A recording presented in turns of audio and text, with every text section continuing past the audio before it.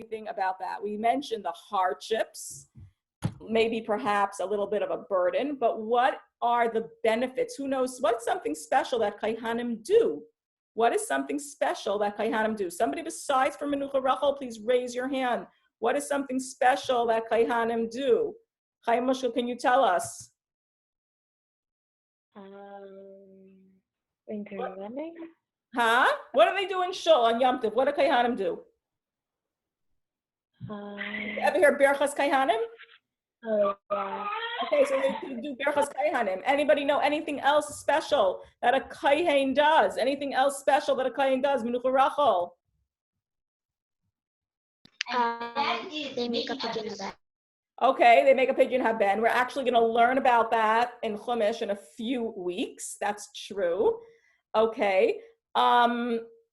So in a couple of seconds, we are going to actually have on our class a real live Kohen that's going to talk to us about some of the things that come along with being a Kohen. Let's see if anybody could guess who it might be. We're going to find out in a few seconds because the person's going to pop up on our screen in a minute. So if you think you know who it is, you could type it to me and we'll be able to see if you're right. Okay, who do you think our guest Kohen is going to be? Anyhow, so going back to speaking about the parsha, I want you to listen carefully. This week's parsha also talks about counting Sefiras HaOmer because we get to the holiday of Shavuos from Pesach through counting Sefira. So it's really connected to the time in which we find ourselves. So let's take out our Dvar Torah. Okay, we're going to start with our Dvar Torah, and when our guest comes, we'll be able to see who it is going to be. So far, none of you guessed it right. Rabbi Chadakov is not a Kohen. If he was a Kohen, that would have been the easiest thing. I was actually hoping that one of your fathers would be a Kohen, but I asked you that and nobody's father was a Kohen. So that will have to come up. Menucha Rachel is correct. I'm not going to announce who it is. I'm not going to say the answer because I want everybody else to be surprised. Pessi is correct. Okay, Menucha Rachel and Pessi both guessed correctly. Okay, and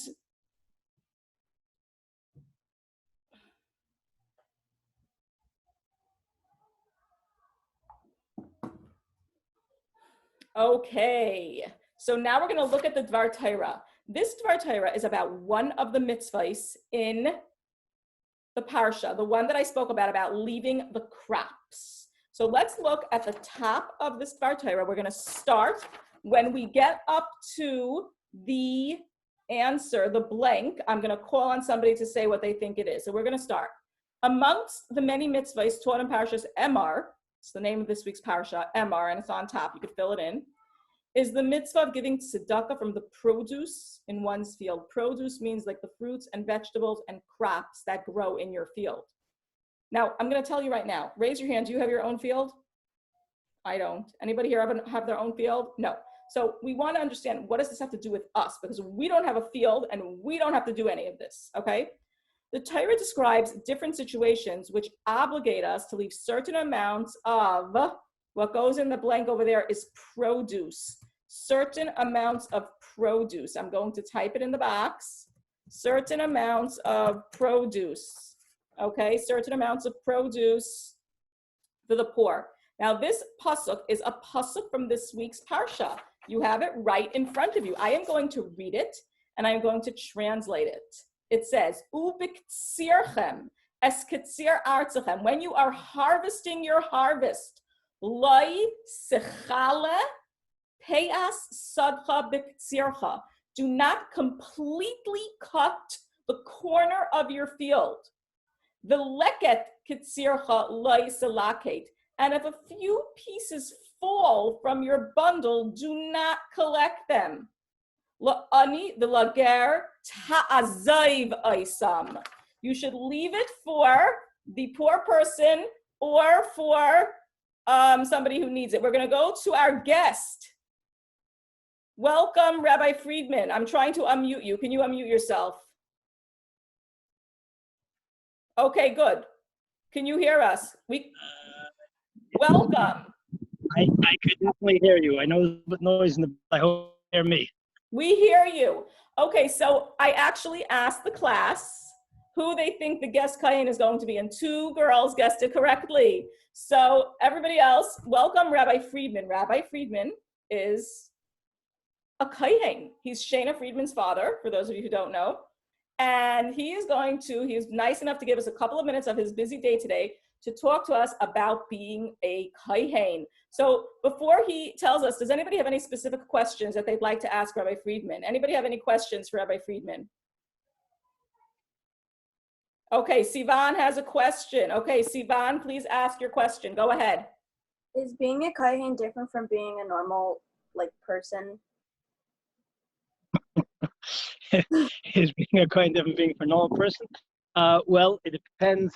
I guess we can answer that question in various ways. We are normal people in the typical sense. We eat, we sleep, etc., and we are obligated of all the mitzvahs that Hashem has given to the Jewish people. But within that, Hashem wanted that there should be a group of people who are representing the rest of Klal Yisrael in the Beis Hamikdash to bring their korbanos and to bend Klal Yisrael with the duchening in the Beis Hamikdash and now in the shul. So yes, we are normal people, but with some responsibilities, as Hashem wanted that we should take care of these extra responsibilities, including benching the Jewish people. Thank you. Any other questions? Okay, so one of the things that we were discussing in our class, one things that we were discussing in our class was about how a Kohen is not allowed to come near a dead body. This is really is there anything else in today's world other than that a Kohen needs to be careful about? Is there anything other than that a Kohen needs to be careful about? That's what we'd like to know. Can you tell us about that? Yeah, so, this and this week's Torah portion, yes, it says that a Kohen is not allowed to become tameh with someone who passed away. So that extends itself to different practical situations, as I will explain. Kohen has a problem going into a hospital because a hospital, when it says that you can't be in contact with a dead person, so by Torah law, that includes that you can't be under the same roof with a dead person. And many of the hospitals. Wait, you just got muted. And you're under the same roof with a dead person. So a Kohen has a problem going into a hospital only if he's visiting someone who's very sick. And by you being them and so on, then you could go visit them, because to save a life or make someone feel better when they're in a life-threatening situation or not so unhealthy that their life needs to be made to feel better, then you could go visit the hospital. So practically speaking, I'll just tell you that even when Maura Friedman had, thank God, she had our 11th Kinderlach, so I was only there when she had the baby, because a woman that's giving birth is considered a life-threatening situation, even though it's quite safe today. But I only was there when she had her, and then afterwards I would not come back until they came home. I would not go visit her in the hospital because I wasn't needed anymore. And as a Kohen, I'm not allowed to go. Okay, so that's very interesting. So you're allowed to go for what you need to go for somebody's life, somebody's life is in danger. Correct. So if somebody has whatever halacha, not the doctor, but whatever halacha determines is life-threatening, whatever Shulchan Aruch determines is life-threatening, and if I'm going to be there, I'm either going to calm them down or tell them stuff to help them or do something for them, then I'm allowed to go. There's even a discussion, just a cute, interesting discussion with regards to the baby boy that's born. So my wife, we had baby boys. And there's a discussion whether even a Kohen that's under bar mitzvah is supposed to be more careful about not becoming tough, even though they're under bar mitzvah. That's very interesting. There's a discussion whether should you, if the baby is healthy, should you try to get the baby out of the hospital sooner? Sometimes, the mother might want to stay for an extra 2, 3 days just to keep herself, because she doesn't want to come home to a noisy home, whatever it might be. So there is a discussion in halacha whether there's a reason to consider to come home earlier so that the baby, who's also a Kohen, should leave the hospital. Very, very interesting. Now, one of the girls is asking, what if a Kohen himself has to go to the hospital for his own health? So that's allowed, right? Yes. Okay. Yes. Now, if you have two choices, you could go to a hospital. Let's say it's for not a dangerous procedure, but if you could go to a hospital or you could go to a clinic, so it's better to go to a clinic if possible. Very interesting. And I was wondering, and maybe some of our students are also wondering, are you allowed to go to funerals? So going to a funeral, and this is an issue that comes up all the time because being a rabbi, a kohen, so going to funerals, if I could maintain dalad amas, if I could stay away 4 amas, which is anywhere between 6 to 8 feet from the person that passed away, in other words, from the coffin, then I would do the funeral. A lot of times the funerals are, they start off without getting into detail. You're all young and happy kids without getting into details. A lot of times it starts indoors. So if it's indoors, then it's a problem. But if it's outdoors and I maintain at all times the distance of dalad amos, then could, and I have, and a lot of times families who would like me to do it because we're close and we have a long time relationship, so then I have done the funeral. In fact, now during this corona, I did a funeral where the entire family, other than the person's wife, joining the funeral via Zoom. Wow. Now, Rabbi Friedman, what about going to the Eihel?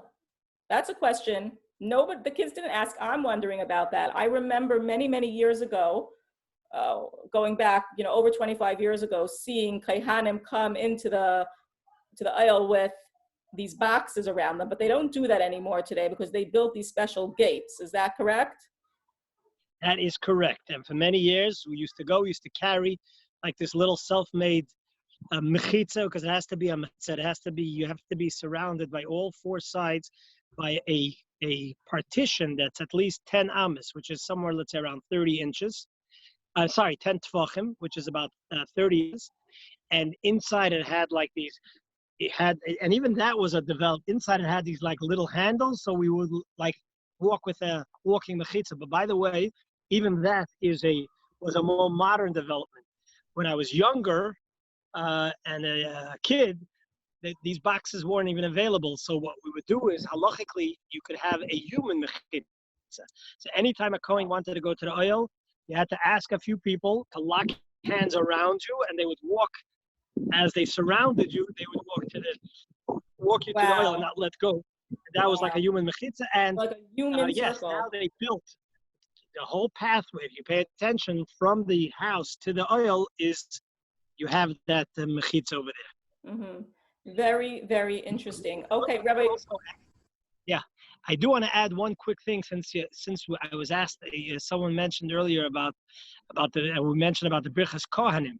So one of the most special things about being a Kohen is, of course, I get calls all the time.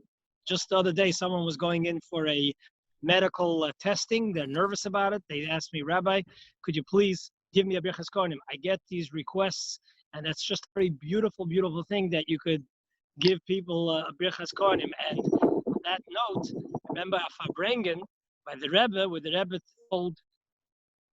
told every Jew, not only Kohanim, to turn around to the person standing next to them and give them a Birchat Kohanim. And on that note, I would say one of the most special things about Birchas Kohanim is remembering doing the Birchas Kohanim, or the Duchaning, by the Rebbe in 770. Wow. And as we went down, there was hundreds and hundreds of Kohanim. And as each Kohen went down, we got a special Yashakoach Kohen, a special thank you Kohen. We would respond, Bruchim to you, may you be blessed. So every Kohen would walk by, the Rebbe would say to each individual Kohen, Yashakoach Kohen. So that was a very, very special memory. Which I very, would like, very nice. Okay, very interesting. So I see that some girls are asking questions, which we already spoke about. I'll explain it after. That he is allowed, a Kohen is allowed to go to the aisle. It is a special thing to be a Kohen. We have one more question. Somebody wants to know if a person could become a non-Kohen. Is there anything that would make a person become a non-Kohen? Like what's one thing that you could tell us that might make that happen? Is it possible? Well, a Kohen cannot become a non-Kohen, but they can become a disqualified Kohen Uh-huh. if they marry someone that the Torah specifically says they're not allowed to marry. Right. In that case, they become disqualified from doing the avodah in the Beis Hamikdash. Which is in this week's parsha talks about those kind of things, right? Correct. Okay, excellent. Thank you very, very much, Rabbi Friedman. Can I take the opportunity to give the class a Birchat Kohanim? Please, we'd love it. Go ahead. Okay. Vayidaber Adonai el Moshe leimer, daber el Aaron vel banav leimer, koi sevarochu es bnei Yisrael amer lahem, yivarechecha Adonai v'yishmerecha. Amen. Adonai panav elecha v'yichuneka. Amen. Yisa Adonai panav elecha v'yosem lecha shalom. V'samu etzmi al bnei Yisrael v'ani avarachem. Thank you so much, Baruch Hadaka, for the opportunity. All of you Kinalach should be gebenched, and you should have a wonderful Shabbos. Thank you very much. Okay, girls, I hope that you enjoyed that. There are still a few questions. I'm going to explain a couple of things that I see. I didn't want to ask them the same questions again. First of all, the Rebbe was not a Kohen. It is special to be a Kohen.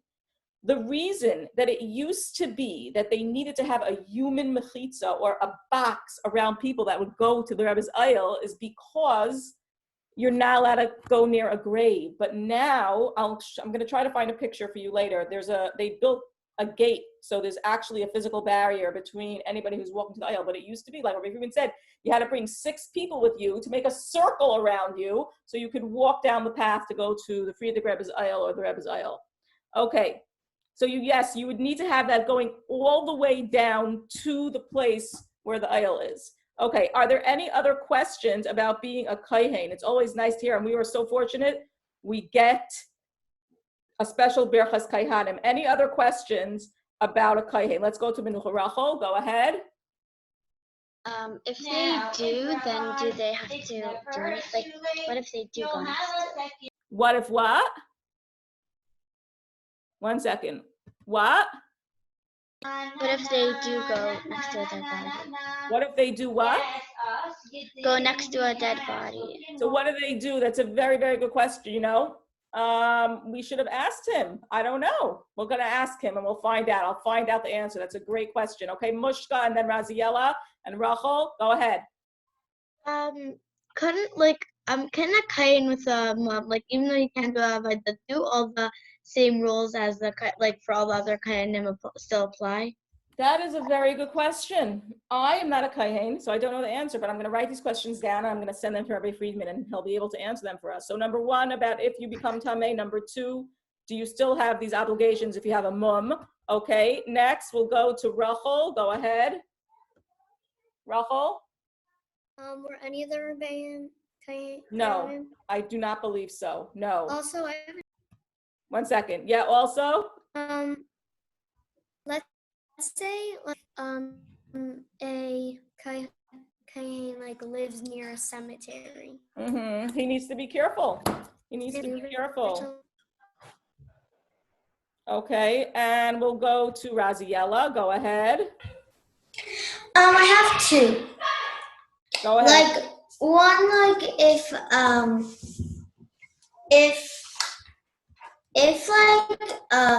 Kohen, he goes to the aisle, does he, can he go into the actual thing? Yes, because there's a wall around it. There is a wall around the graves.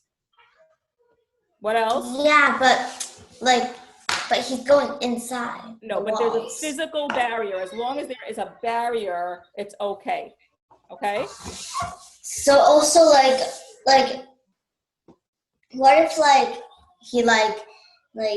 he wasn't religious or something, and then, and he went. That's a great question. It's similar to Menucha Rachel's question. I'm going to find out the answer. Okay, let's go to Serena. Go ahead. I have two. Quickly. One is like, if you just like walk to the entrance, only the entrance to the aisle, do you still have to? No, that's okay. What's your other question? And also, like when you go somewhere and you live next to like a spot, do you still have you live next to like the graves or something? Do you stop to have somebody around you if you're going somewhere else? No. Okay, Chaya Mushka. So what if like the Kohen passes away and then like is he allowed to be buried next to somebody else? Like right next to somebody else? I think so. I think so. It's a good question, but I don't see why not, because yeah. Okay, and Rifki, go ahead.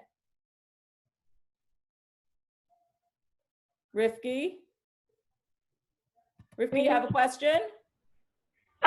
When Rabbi Freeman said clinic, what's a clinic? Oh, what's a clinic? So when you need an operation, sometimes you have to go to a regular hospital, or sometimes you can go to like an outpatient clinic, which is a place where they just do simple surgeries. Like let's say, you know, did anybody ever have like tubes put in their ears or something like that? So you don't have to go to a full-blown hospital for that. You just go to a doctor's office and you get that done. So it's a surgery, but it doesn't have to be in a full hospital, and you go home the same day. You understand what I'm talking about? And also, are we doing the Dvar Torah? Yeah, we're doing it right now. Okay, so now we're going back to the Dvar Torah. We'll take one more question from Hadassah, and then we're going to play a game. Go ahead.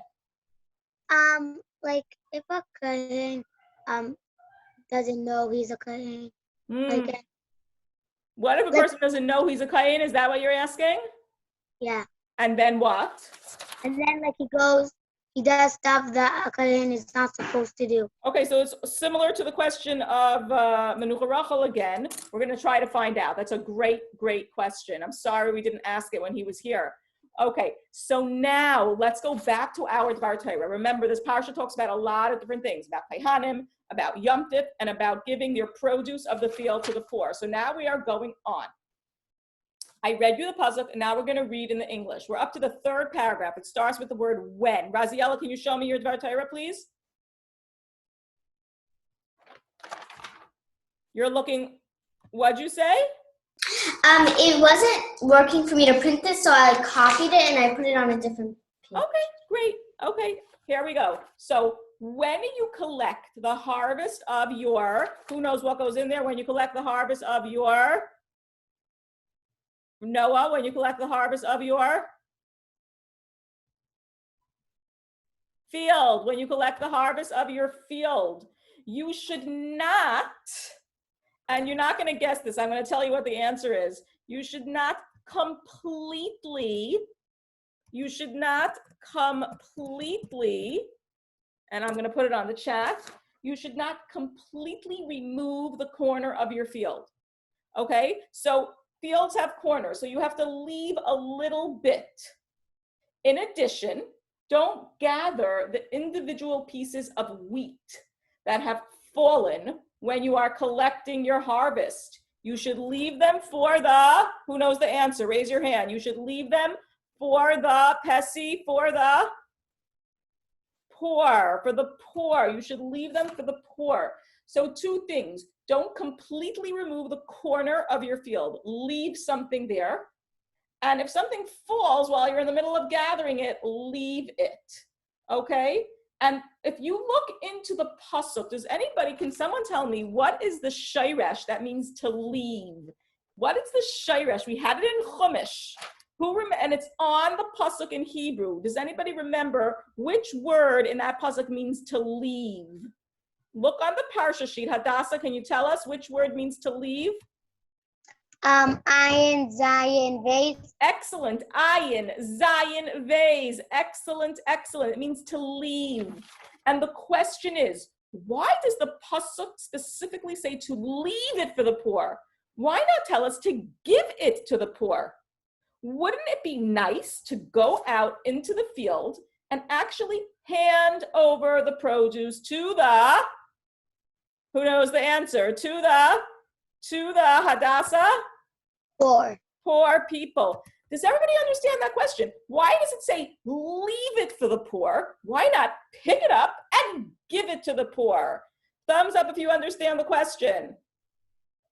Okay, great. Let's see what the answer is.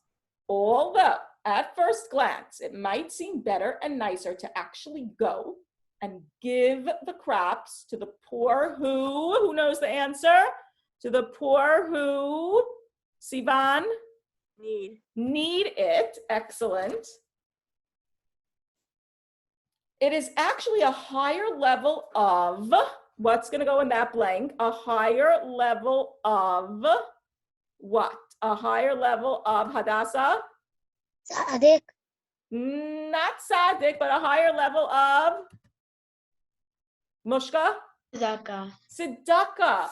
A higher level of tzedakah, to just leave the items in your field. So before we go on to the next thing, why is it a higher mitzvah to leave it? Who thinks they know why that's a higher level to leave it in the field than to say, here you go? Who knows? Noah, what do you think? That they would probably be much happier. Why? Because they wouldn't want to get embarrassed.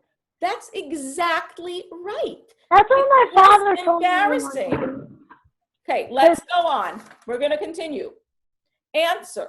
Well, we started reading this. We're up to the next paragraph of answer. When we allow the poor to come, what's the answer? To come with a C. It starts with a C. Haymushka, to come. Collect. Excellent. To come collect what they need on their own. Those who are taking feel better about themselves. Like Noah said, they're not as embarrassed. Sometimes when we need to be the giver, we are doing it because it makes us feel, who knows the answer? It makes us feel, Rifki? So when you were doing like all the answers, something happened, so I didn't hear. Okay, I'll have to tell you later. It makes us feel, who knows the answer? Rachel Malka, it makes us feel? Good. When you do something, you're like, wow, I'm so good. I gave money to that poor person. I'm so good. Makes us feel good about this amazing mitzvah we are doing. The Torah is teaching us that the proper way to fulfill a good deed is to, who can figure out what word goes in there? Is to what? With others wholeheartedly. To what? With others wholeheartedly. What is the answer to that blank? Who knows? Raziella, to what? To care. To share, exactly. To share with others wholeheartedly, with your whole heart. Not to make yourself feel good that you are doing something nice. Thinking about the poor person's needs and not about your own desire to feel good. The lesson, as kind, giving people, we should always focus on the deed we are doing and not on ourselves. Not on ourselves. We shouldn't think, oh, how am I going to feel when I do this mitzvah? How am I going to feel when I do this mitzvah? We should not focus on ourselves. We should not focus on ourselves and how the deed makes us feel. It is okay to feel good about helping another person, but that should not be our goal in doing so. The weekly mission, help someone without any gain to yourself in any way, shape, or form. A lot of times when we help people, we do it because it makes us feel good about ourselves. Wow, I'm so nice. I was nice to the girl who needed help with something. I'm so good. But we can't do that. We have to help them just for them. And that is why the pasuk says, leave it in the field, not to go and give it to them. Because if you leave it in the field, they could take it. They will feel comfortable. They don't have to come and beg you for it. And you don't have to say, I'm doing it so I feel good. So everybody knows I'm the one who gave the tzedakah. Okay? Any questions, Rifki? I'm going to help you at the end of the class to go over the things that you missed. Okay? Pessy, what's your question? What was the answer to the Torah teaches us the proper way typical get issue? Is to I think it's share, but I'll tell you later. Okay, Malka. I wasn't raising my hand. Okay, and Noah. We're gonna play a quick game. Yes, Noah. I was just gonna ask you if we were doing a game. We're doing the game right now. Ayala, please sit still. Thank you. Okay, here's the game. So we learned about Kaihanim with Rabbi Friedman. We learned about the tzedakah from our Dvar Torah. The third thing that the parsha talks about are the different Yamim Tovim. Now I was thinking, what can we do with all these Yamim Tovim? We have Pesach, Rosh Hashanah, Sukkot, Shavuos. Those 4 Yamim Tovim. Pesach, Rosh Hashanah, Sukkot, and Shavuos. Now, does everybody have a piece of paper? You could even write on the back of your Dvar Torah, a paper and a pen. Now, I know that one of the games that our class loves to play when we're in our real class is 4 corners. So I came up with a way that we could play 4 corners on Zoom. Are you ready to hear how? Somebody looks very puzzled. I'm going to explain to you how.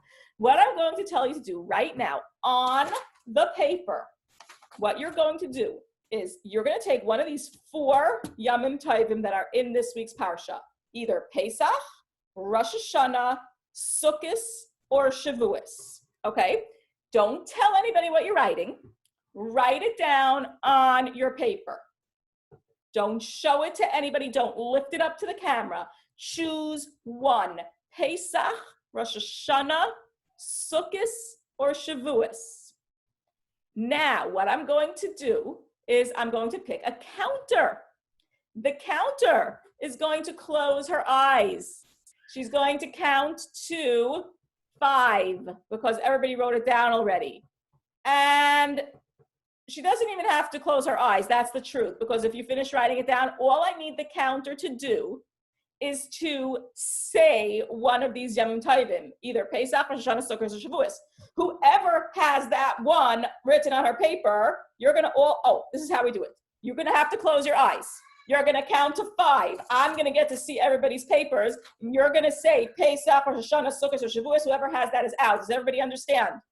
Noah, you wanna be the counter, right? Okay, I'm so smart. Okay, Noah is unmuted. Does everybody know what they have to do? Good, don't show it to me yet. Okay, Wait, now, Noah, close your eyes, Noah. Everybody show me your papers. Some of them I can't read, some of them I can. Serena, I'm waiting to see your paper. Okay, Noah, count to 5. Go ahead.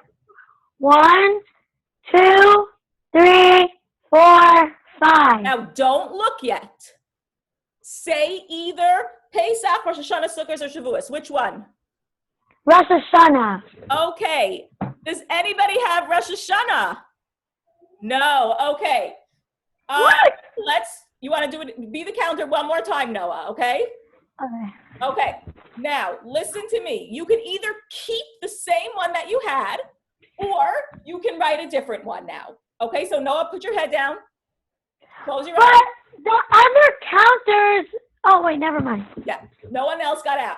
Okay. Close your eyes. Count to 5. Everybody either decide to keep your one from before or write a different one. 1, 2, 3, 4, 5. Okay, now don't open your eyes yet and tell us Pesach, Rosh Hashanah, Sukkot, or Shavuos. Rosh Hashanah. Who got out? I knew what they were doing now. Okay, so Chaya Mushka got out, Rachel Malka got out. Did anybody else get out? Raziella, you got out? Okay, now Chaya Mushka, you want to be the counter? Okay, Chaya Mushka is going to be the counter. So now, Noah, you could play. You could play. Okay, Raziella has a question. What's your question, Raziella? I had Shavuos. She was about to say Shavuos. I know, and you're lucky. Okay, guys, do you see how this is like 4 corners? Okay, good. Next, Chaya Mushka. Okay, Chaya Mushka, put your head down. While Chaya Mushka is closing her eyes and counting to 5, you can either keep what you had or write a new thing on your paper. When she finishes counting, everybody's going to hold their paper up to the camera. Start counting, Chaya Mushka. Wait, let me unmute you. You're not. You have to unmute yourself. Okay, go count. Go ahead. 1, 2, 3, 4, 5. Stop. Wait. Everybody hold up your papers. Hold up your papers. Now tell us what you want. Pesach, Rosh Hashanah, Sukkot, or Shavuos? Sukkot. Sukkot. I see Mushka has Sukkot. Rifki had Sukkot. Okay. Put your papers down. Who's still in now? Who's in? I have another turn. Okay, we'll have to give someone else a turn. Okay, who's still in? Okay, so who now wants to be the counter? Who's out? Let's see. Okay, let's have Rachel Malka be the counter. Okay, I'm gonna unmute her. Now remember, you can keep what you have or you could change it. Okay, count to 5. 1, 2, 3, 4, 5. Stay down, show me your papers, everybody. Stay down, show me your papers. Okay, go ahead. Go ahead. Tell us what you want to take. Pesach. Pesach. Hadassah has Pesach. Okay, who's still in? Noah and Serena and Pessy. Okay, Raziella's still in. Okay, who's going to be the counter now? Okay, Sivan, you're going to be the counter. Okay, close your eyes. Okay. Count to 5. Write down which Yom Tif. Go ahead. 1, 2, 3, 4, 5. Okay, now don't look yet. Now everybody hold up your paper. Okay, who are the girls who are still in? Pessy, Raziella, Serena. Noah, where's your paper? Okay, tell us which one you want. Go ahead. Sivan. Say it again. Shavuos. Anybody have Shavuos? Okay, no one got out. Okay, next counter. Malka, you're gonna be the next counter. Okay, guys, where are Menucha, Rachel, Ayala, and Rachel? I don't see you guys. Okay, go ahead. Malka, count to 5. Go. 1, 2, 3, 4, 5. Okay, don't look. Everybody write down your Yom Tov, hold up your paper. Okay, go ahead, Malka. Sukkot. Anybody have Sukkot?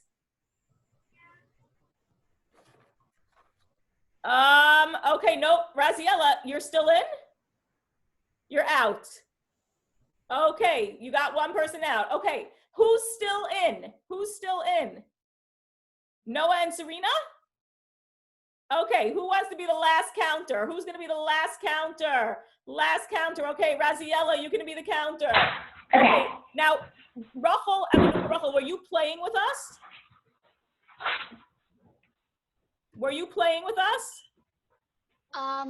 I missed the beginning, so then I just didn't continue. Oh, okay. Rachel, what about you? Okay, you could just watch. Okay, now this is the last round. Okay, Raziella, she has a nice mask on her eyes. Very creative. Okay, girls, she's counting to 5. Write down your Yom Tov. Let's go. 1, 2, 3, 4, 5. Okay, hold up your papers and say your thing. Rosh Hashanah. Sukkot. Okay, well, I think we have a tie between the two sisters. Okay, listen carefully, girls. Now, we finished Parsha. You have your Dvar Torah. We learned a lot of different things. There is one question. I know we're running 5 minutes late. Okay, please go to Google Classroom, answer the Parsha question. I will do the raffle on Monday, Amir Hashem. I'm running out of time, and I'm not ready to do the raffle yet. Mushka, did you get the prize that I left for you? Beautiful. Okay. We'll do the raffle on Monday, okay? Please go to Google Classroom to Parsha, answer the question, and you can have a great shot. Yes, the Google raffle.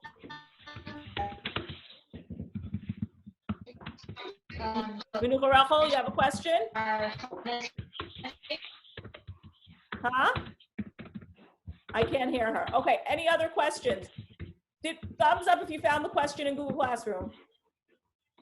Good, okay. Noah, you're selling, I should choose the holidays and we can only do one of those. What do you mean? Can you explain that? was for the game, but for the last 3, but now it's over, so. But maybe we could play it a different time. Who thought that was a fun game? Okay. Also, I turned it in, so. Okay. Okay, good. If you're done, you could leave. So maybe I thought of this way, how to play 4 corners on Zoom. If you could think of a different way to play a different game, let me know. I know. You could incorporate it. You could for 4 corners. You could just make 4 spaces on your paper, Okay. and you pick one, and then Type it to you. You type it to me. It's very hard for me to keep on watching the chat. You know, I think that you need, what Raziella is saying is if everybody writes it on one and then they just point to one, is that what you're saying? Yeah. But I think that, you know, people might feel like, oh, maybe I could cheat. Like, oh, I really know it was this one, right?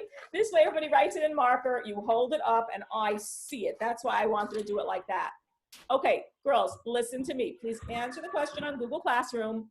Make sure to eat matzah today. It's Pesach Sheni. We didn't get around to finding out about who, if you gave somebody a second chance or if somebody ever gave you a second chance, but we could still talk about that on Monday. So the question for Monday is going to be, did you ever give somebody a second chance? Did somebody ever give you a second chance? Okay, and go answer the question. Have a wonderful Shabbos. Rivki, you could stay on and I'll help you fill in the blanks that you miss. Okay, Hadassah, go ahead. What's your question? No? Chaimushka, you have a question? No, you want to help Rivki fill in the blanks? Hi, Moraleya in the background. Okay. Hi. Okay, Rivki, let me help you. What are you missing? Have a good Shabbos. When you collect the harvest of your field, you should not completely remove.